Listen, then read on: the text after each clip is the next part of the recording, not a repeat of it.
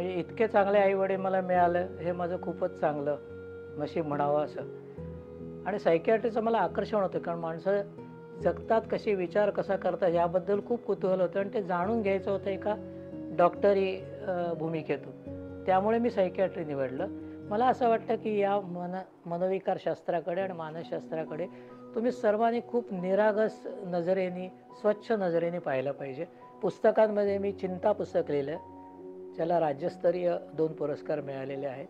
चिंताचं खूप छान स्वागत लोकांनी केलं. ते डिझास्टर्स नंतर, कुठल्याही विपत्तीनंतर प्राथमिक मानसोपचार घ्यायला हवेत, हा शासनाने एक कार्यक्रम स्वीकारला. मी डॉक्टर प्रदीप परशुराम पाटकर, वय वर्ष 70. कुडाळशी खूप जोडला गेलेलो आहे, सिंधुदुर्गाशी खूप जोडला गेलेलो आहे. गेली काही वर्ष मी असे इथे काही त्रास असले किंवा मानसशास्त्राबद्दल काही सांगायचं असेल तर मी इथे येत असतो. माझे नातेवाईक इथे आहेत आणि वडील मालवणचे आणि आई वेंगुर्ल्याची. मी चेंबूरला जन्मलो, वाढलो. माझं शालेय शिक्षण तिकडेच झालं. साधारण 17व्या वर्षी मी घर सोडलं आणि नायरला जॉईन झालो. नायरला हॉस्टेलवरच राहायला होतो. 12 वर्ष तिथे राहिलो. त्याच्यात 5.5-6 वर्ष ते MBBS केलं आणि त्याच्यानंतर 3 वर्ष MD DPM हे केलं आणि 1981ला 81ला मी हे शिक्षण पूर्ण केलं. 84 पर्यंत मी तिकडे शिक्षक म्हणून होतो आणि 84 नंतर मी पनवेलला शिफ्ट झालो. म्हणजे गंमत अशी, कुठेही स्थिर नसलेला अस्थिर माणूस असं झालं ते थोडक्यात. माझं बालपण बरंच ओढगस्तीचं गेलं असं म्हणता येईल. माझ्या आईवडिलांनी खूप कष्ट केले, अतिशय प्रामाणिक माणसं होती ती आणि त्यांनी ज्या काही संस्कारांच्या देणग्या दिल्या त्या अफाट आहेत. म्हणजे इतके चांगले आईवडील मला मिळालं हे माझं खूपच चांगलं नशीब म्हणावं असं. शाळेत असताना मला खूप चांगला चान्स मिळाला खेळण्याचा.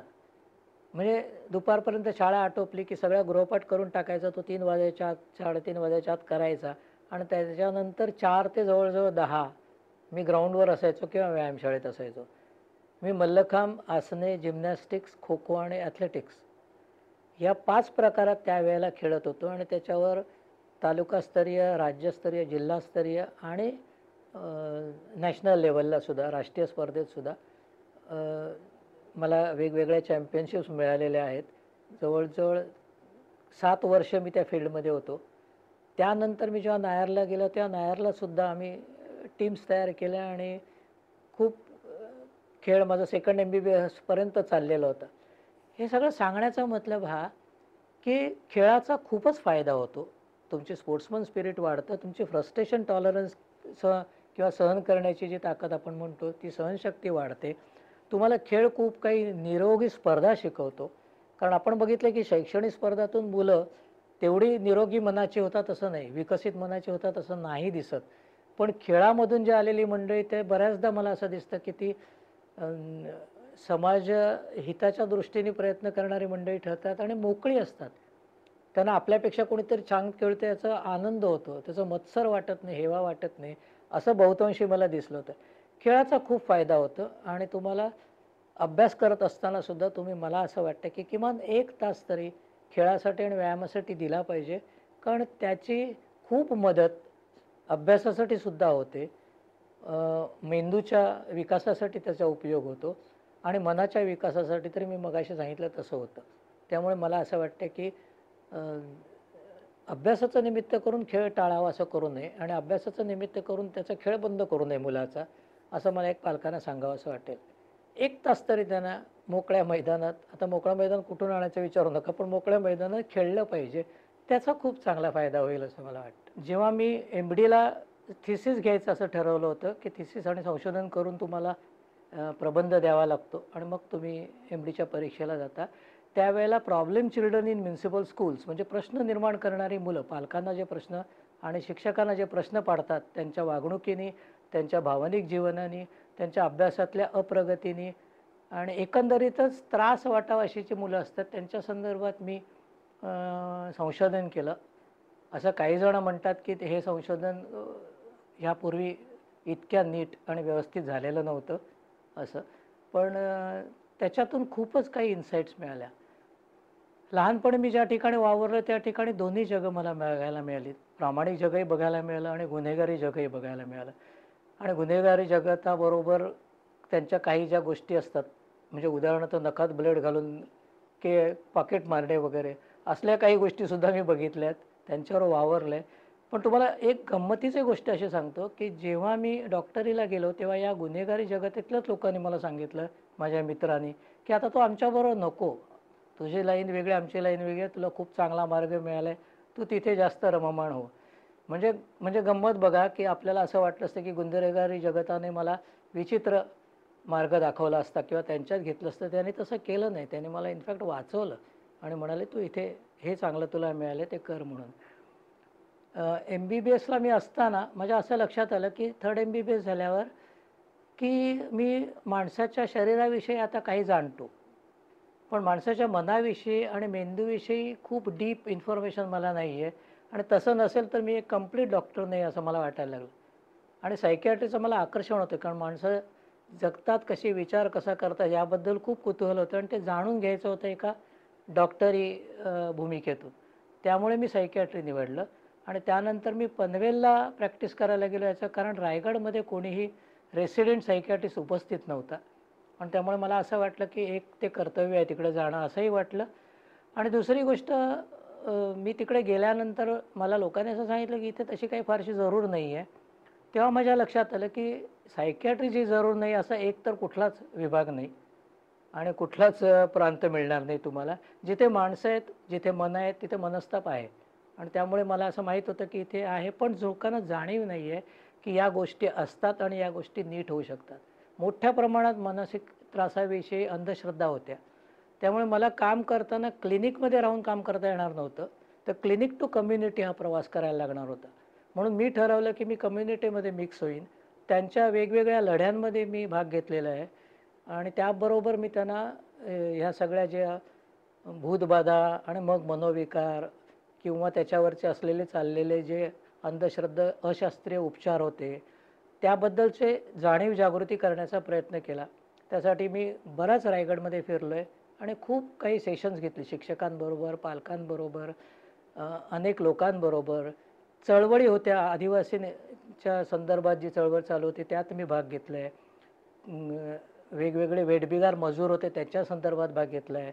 त्यावेळेला माझी चक्क 3 उपोषणं झालेली आहेत आणि ती तिन्ही यशस्वी झाली आहेत असंही मला सांगायला आवडेल.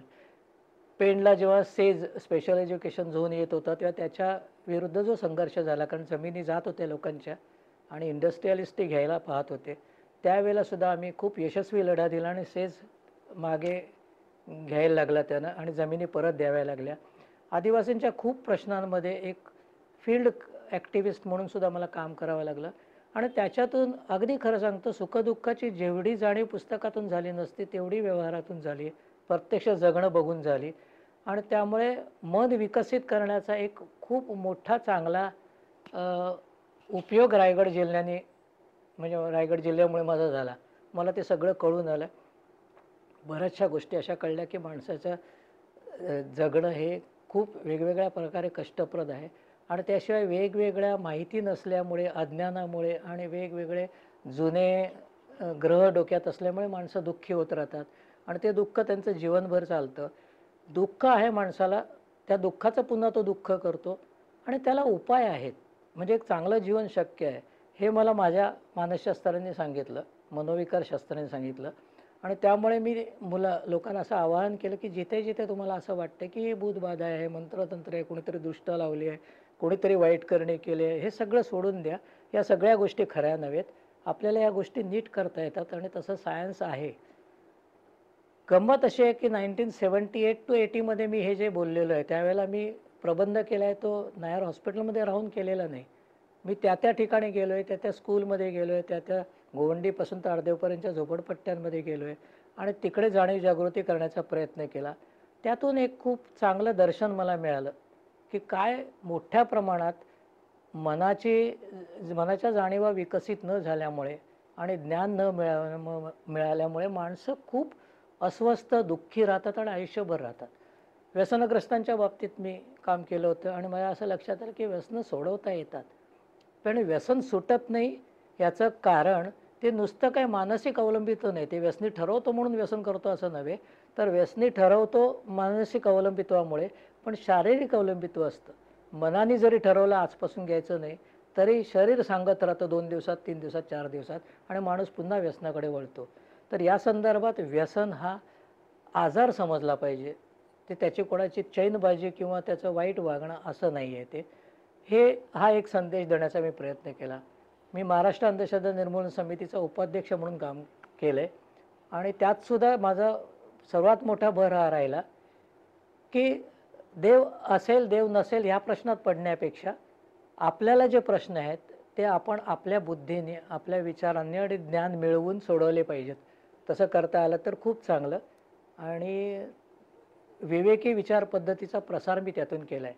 मी या संदर्भात खूप लिखाण केलेलं आहे आणि तुम्ही वेगवेगळ्या पेपर्समध्ये किंवा दिवाळी अंकांमध्ये वगैरे वाचलं असेल. यंदाच्या म्हणजे 2024च्या लोकमतमध्ये माझा हिंसेवर एक लेख आलेला आहे. तोही पाहिलात तर तुमच्या लक्षात येईल, की या स्वरूपाची माहिती सतत देण्याचा माझा प्रयत्न चाललेला असतो. व्याख्यानाद्वारे, लेखाद्वारे, माणसांना भेटून. माझ्याकडे जे येतात मंडळी, त्यांना नुसतंच त्यांचा आजार काय आणि असं करून मी त्यांना पाठवत नाही. त्यांना मी सांगतो, की मनोविकार आहे. मनोविकार संपला, की मनोविकासाकडे जायला पाहिजे. आणि दुसरे, हा मनोविकार असतो फक्त 1% ह्या शास्त्रात. 100 पैकी केसेसमध्ये 1% असते ज्याला तुम्ही वेडा म्हणता. पण अदरवाईज हे वेड्यांचं शास्त्र नव्हे. 99 बाकीचे जे आहेत त्यांना मनस्ताप झालेला आहे आणि वेगवेगळे आजार झालेले, ज्यामुळे त्यांची मनोवृत्ती हे झालेली आहे, डिस्टर्ब झालेली आहे, अस्वस्थ झालेत. त्याला सगळ्याला उपाय आहेत. मला सांगायचं महत्त्वाची गोष्ट अशी आहे, की या सगळ्याला उपाय आहे ते लक्षात ठेवा आणि त्याचे कारण मीमांसा मानसशास्त्राच्या मदतीने दूर करा. आजसुद्धा 70व्या वर्षी माझं हाच प्रयत्न आज कुडाळला सुद्धा चाललेला आहे, की पालकांबरोबर, शिक्षकांबरोबर बोलतोय, की अध्ययनात अडथळे जे येतात ते काय येतात आणि ते कसे दूर करता येतील, त्याला आमची काय मदत होऊ शकते हे. मला असं वाटतं, की या मनोविकार शास्त्राकडे आणि मानसशास्त्राकडे तुम्ही सर्वांनी खूप निरागस नजरेने, स्वच्छ नजरेने पाहिलं पाहिजे आणि त्याचा स्वीकार केला पाहिजे. तसा स्वीकार करणं म्हणजे एक विवेकवादी, शास्त्रीय दृष्टिकोन असलेला समाज निर्माण करणं. तसं केलं तर आपली बरीच दुःख आणि बरेच कष्ट कमी होतील, असं मला आज सांगायचं आहे. दुसरी गोष्ट मी सांगायचा प्रयत्न करतोय तो हा, की या सगळ्या संदर्भात तुम्हाला सतत लोकांशी बोलावं लागतं आणि लोकांशी बोलताना आपल्याला वेगवेगळ्या गोष्टी माहीत पडतात. तर त्या दृष्टीने मी लिखाण केलं आहे. माझ्या कविता आणि माझे लेख या दोन्ही गोष्टींना बऱ्यापैकी जाणकारांच्या मनात मान्यता आहे आणि लोकसत्ताला मी गेल्या वर्षी 1 वर्ष लिहित होतो एक सदर. त्याच्या अगोदर 2015ला मी मनोविकारांबद्दल सदर लिहिलं आहे आणि हे वेगवेगळी जे लेख लेख लिहितो तुम्ही, खूप काही मासिकांमध्ये ते लिहिण्याचा प्रयत्न केला आहे. टी व्हीवर मी बालमानसशास्त्र संदर्भात सखी सह्याद्रीला आणि साम टी व्हीवर माझे कार्यक्रम झालेले आहेत. ते यूट्यूबवर मिळाले तर तुम्ही पाहावे. ते मी टाकलेले नाही आहेत स्वतः, पण ते काही मिळतील त्याच्यातले, ते पाहावेत. आणि पुस्तकांमध्ये मी चिंता पुस्तक लिहिलं, ज्याला राज्यस्तरीय 2 पुरस्कार मिळालेले आहेत. चिंताचं खूप छान स्वागत लोकांनी केलं. चिंताला मला त्या प्रकाशन समारंभाला विजय तेंडुलकर आणि मेधा पाटकर अशी मोठी माणसं मिळाली आणि त्याच्यातून सुद्धा सामाजिक चिंतेच्या संदर्भात, की त्या चिंतेचा सुद्धा काय परिणाम सामान्य माणसावर होतो हे मला त्याच्यातून कळलं. चिंता, भूतबाधा आणि मनोविकार हे मी या शास्त्रीय दृष्टिकोनातून लिहिलं होतं, की मनोविकार म्हणजे नेमकं काय. त्यांना खूप चांगला रिस्पॉन्स मिळाला. संमोहनावर एक पत्रिका संपादित केलेली होती फार वर्षांपूर्वी. त्याच्यात आम्ही हे सांगण्याचा प्रयत्न केला, की संमोहन म्हणजे काहीतरी खूप मोठं गूढ-बीड असं नाही आहे. संमोहन हे नेहमी सेल्फ हिप्नॉसिसच असतं आणि तुम्हाला सूचना देऊन तुमच्या मनःशांती किंवा तुमचं स्टेबिलिटी, मनस्थैर्य शोधत असता. पण ते काही एवढं मोठं खूप काही गूढ आणि रहस्यमय नाही आणि ते पुन्हा पुन्हा ती सेशन्स घ्यावी लागतात. त्या संदर्भात मधल्या काळात बराच काळाबाजार झाला वैद्यकीय क्षेत्रात. म्हणजे माहिती नसलेली मंडळी संमोहन तज्ज्ञ पण झाली आणि प्रचंड मोठ्या प्रमाणात फी आकारात घेतली त्यांनी, फी चार्ज केली वगैरे. एवढं काही करायची जरूर नव्हती. आमच्या याला आम्ही संघटनेतर्फे संमोहन शिकवणारी फ्री शिबिरं घेतलेली होती शनिवार, रविवार अशा अनेक ठिकाणी. आणि त्याचा वापर त्यानंतर मानसशास्त्रात इतक्या काही उपयुक्त गोष्टी आल्या की त्यामुळे संमोहन आम्ही विशेष वापरतो असं दिसत नाही आणि त्याचा मग उपयोग बाकीचे तज्ज्ञ वगैरे करत असतात. ह्या प्रत्येक पुस्तकातून तुम्हाला एक लक्षात येईल की चिंता लिहिली आहे कारण तुम्ही चिंता करून आपलं आयुष्य दुःखी करू नये, सुखी व्हावं आणि शक्यतो आमच्यापर्यंत पोचायला लागू नये. तुम्ही तुमचे स्वतःचे तुम्ही बरे व्हायला पाहिजेत, हा चिंता पुस्तकाचा उद्देश होता. मनोविकास प्रकाशनने ते काढले. बुधबाधा आणि मनोविकार हा जो ही जी पुस्तिका आहे, या पुस्तिकेमध्ये साधारण सौम्य मनोविकार, तीव्र मनोविकार काय असतात, आता ती सध्या आउट ऑफ प्रिंट आहे, पण मोठ्या प्रमाणात त्यांनी हे काम केलेलं होतं. मी स्वतः एक शोध भूताचा बोध मनाचा म्हणून मोहीम 1992 साली घेतली होती. त्याच्यात आपण महाराष्ट्रात भूतांच्या संदर्भात आणि मनोविकारांच्या संदर्भात माहिती दिली होती. आणि दुसरं 1993 साली लातूरचा भूकंप झाला. त्या भूकंपात सायकॉलॉजिकल फर्स्ट एडचा काय रोल आहे हे नीट समजावं म्हणून जवळजवळ 8 महिने भूकंपाच्या 5 गावांमध्ये आम्ही असं ठरवलं होतं की तिथे कोणीही मनोग्रस्त राहणार नाही, त्याला आपण उपाय करू, व्यसनांचा प्रसार होणार नाही तिकडे, या सगळ्या दुःखामुळे दुःखीत राहिलेली माणसं आपलं जीवन पुन्हा एकदा सावरतील. हा प्रयत्न दर महिन्याला 1 आठवडा असं जाऊन मी आणि माझे सगळे मित्र, माझे सगळे व्हॉलंटियर्स, स्वयंसेवक, चळवळीचे कार्यकर्ते यांनी म्हणून ते काम उभं केलं. त्या कामाचा दृश्य फायदा असा झाला की त्यामुळे डिझास्टर्स नंतर, कुठल्याही विपत्तीनंतर प्राथमिक मानसोपचार घ्यायला हवेत, हा शासनाने एक कार्यक्रम स्वीकारला. आता सध्या मी मानस मित्र या संकल्पनेचा पाठपुरावा करतोय. त्याच्यातून आम्ही असं म्हणतोय की शिक्षणाची आणि मोठ्या याची गरज नाही, ज्ञानाची वगैरे, तुम्हाला ठराविक माहिती जागच्या जागी वेगवेगळ्या लोकांपर्यंत पोहोचवता येईल असे कार्यकर्ते तुम्ही होऊ शकता. त्या अर्थाने मी त्याला मानस मित्र म्हणतो. आणि अशी जर मनोविज्ञानाच्या संदर्भात चळवळ उभी राहिली तर मानसशास्त्रज्ञ खूपच कमी आहेत, मनोविकारशास्त्रज्ञ खूप कमी आहेत, त्याबद्दलच्या नर्सेस कमी आहेत, त्याबद्दलचे समुपदेशक कमी आहेत. अख्ख्या आपल्या लोकसंख्येला पुरणारी ती संख्या नाही. म्हणून सामान्य माणसांमधल्या चांगल्या उदारमतवादी माणसांनी ते उचलावं आणि त्याचं प्रशिक्षण घेऊन येणाऱ्या जाणारी जी दुःख आपण पाहतो आपल्या आजूबाजूला वगैरे, त्यांना पटकन काय मार्गदर्शन करावं, कुठे नेमकं त्यांनी जायला पाहिजे, काय ट्रीटमेंट्स व्हायला पाहिजेत आणि त्या संदर्भात सोबत आधार, सहकार्य असं देणारी ती एक मित्रांची चळवळ सगळ्या जिल्ह्यांमधून उभी राहावी असा सध्या प्रयत्न चालू आहे.